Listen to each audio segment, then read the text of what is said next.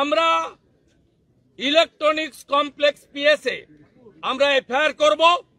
মমতা ব্যানার্জি স্বাস্থ্যমন্ত্রী, স্বাস্থ্য সচিব নারায়ণ স্বরূপ নিগম, মেদিনীপুরের সুপার 3 জনকে অবিলম্বে গ্রেপ্তার করতে হবে এবং 1 মাস ধরে কাকে কাকে এই বিষ স্যালাইন দিয়েছেন আপনার কাছে মেডিসিনেরও যেমন স্টক রেজিস্টার আছে, রোগীরও রেজিস্টার আছে।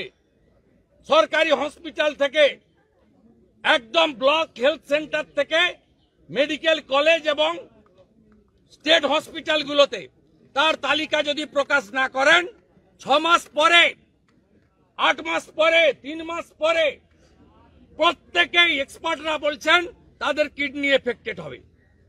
এই সংখ্যাটা 3-4 নয়। আমি জিজ্ঞেস করেছিলাম এই 4 জনকেই দিয়েছেন না আর কাউকে? বলছে আমি এটা বলতে পারবো না। তার মানে বুঝে নেন এরা ক্ষমার অযোগ্য কাজ করেছে।